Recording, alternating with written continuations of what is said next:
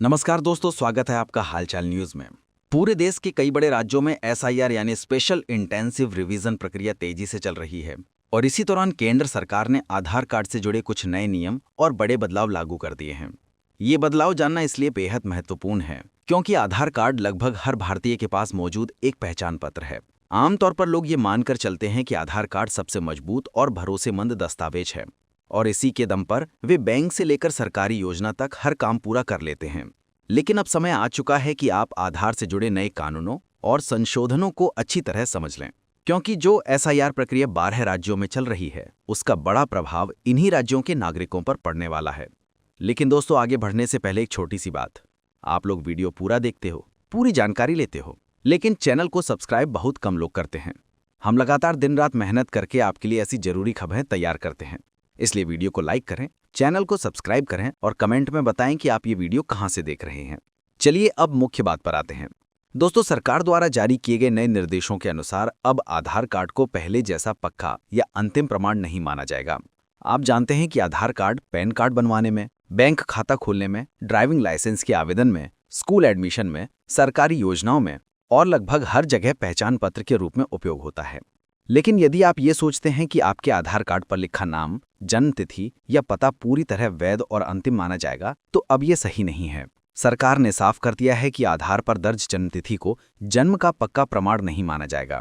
इसी बीच एसआईआर की प्रक्रिया भी कई राज्यों में चल रही है।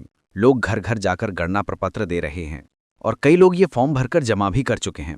लेकिन फर्क इससे नहीं पड़ता कि आपने फॉर्म भरा या नहीं, क्योंकि भले ही फॉर्म जमा कर दिया गया हो, फिर भी सरकार आपके एसआईआर के लिए तय किए गए 11 दस्तावेजों में से कोई एक मांग सकती है। आपने 2025 के फॉर्म में जो जानकारी दी वो ज्यादातर आपने आधार कार्ड देखकर ही भरी होगी। वहीं 2003 की जानकारी आपने अपने पुराने कागजों या किसी रिश्तेदार के विवरण के आधार पर भरी होगी। अब ऐसे में आधार कार्ड के नए नियम आगे क्या असर डालेंगे, यही समझना बेहद जरूरी है। साथ ही एक नया अपडेट ये भी सामने आया है कि आधार कार्ड की संरचना में भी बदलाव की तैयारी शुरू कर दी गई है। संभव है कि आने वाले महीनों में आधार कार्ड पर लिखा नाम, पता और जन्म तिथि दिखना बंद कर दिया जाए। कहा जा रहा है कि भविष्य में आधार कार्ड पर केवल आपकी फोटो और एक क्यूआर कोड दिखेगा। इस क्यूआर कोड को स्कैन करने पर ही आपकी पूरी जानकारी सिस्टम में दिखाई देगी। चुनाव आयोग ने एसआईआर प्रक्रिया के लिए 11 प्रकार के दस्तावेज तय किए हैं, जिनमें आधार कार्ड को नागरिकता साबित करने का प्रमाण के रूप में नहीं माना गया है। सुप्रीम कोर्ट ने भी ये स्पष्ट कर दिया है कि आधार कार्ड केवल पहचान पत्र है, लेकिन इसे नागरिकता प्रमाणित करने का मजबूत दस्तावेज नहीं माना जाएगा। सुप्रीम कोर्ट के बाद चुनाव आयोग ने भी साफ कर दिया कि पहचान के लिए आधार मान्य रहेगा, लेकिन नागरिकता साबित करने के लिए इसका उपयोग नहीं किया जाएगा।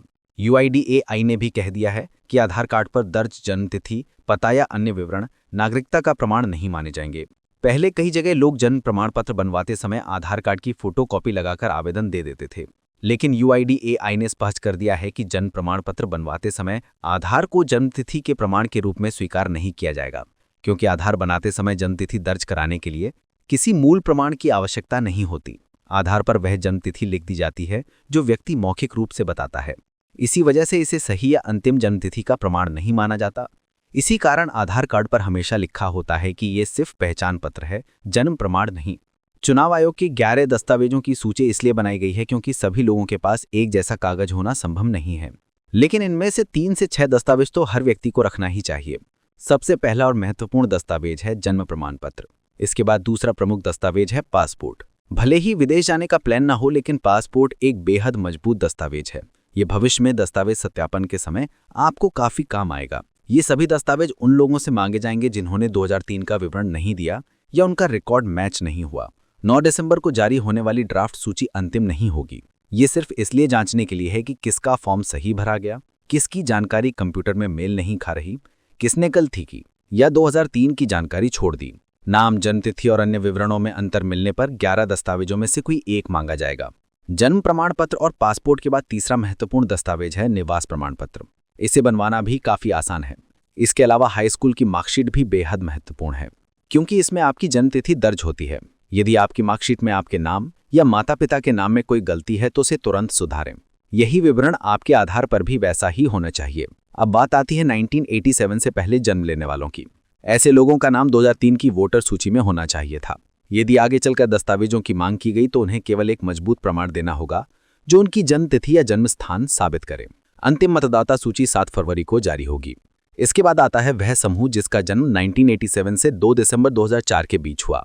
इस समूह के लोगों से 2 तरह के दस्तावेज मांगे जाएंगे, एक उनका व्यक्तिगत प्रमाण और दूसरा माता या पिता में से किसी एक का प्रमाण। सबसे अंतिम समूह है 2 दिसंबर 2004 के बाद जन्म लेने वाले लोग। इस वर्ग को 3 दस्तावेज देने होंगे, एक अपना और 2 माता पिता के। इसलिए यदि आपके पास ये कागजात नहीं है तो इन्हें अभी से बनवा लेना ही समझदारी है। सभी दस्तावेजों में नाम, जन्मतिथि और माता पिता का विवरण एक समान होना जरूरी है। इसे Aadhaar, bank account, marksheet, PAN card और निवास प्रमाण पत्र में एक समान कर लें। 9 दिसंबर से वोटर लिस्ट में त्रुटि सुधार शुरू होगा। जरूरत पड़ने पर आप फॉर्म 8 भरकर अपना नाम, जन्मतिथि और अन्य विवरण सुधार सकते हैं। उम्मीद है कि अब आपको ये बात समझ में आ गई होगी कि दस्तावेज तैयार रखना हर व्यक्ति के लिए आवश्यक है। दोस्तों, वीडियो उपयोगी लगा हो तो लाइक और शेयर करें और हमारे चैनल हालचाल न्यूज़ को सब्सक्राइब जरूर करें। अगली वीडियो में फिर मुलाकात होगी। धन्यवाद।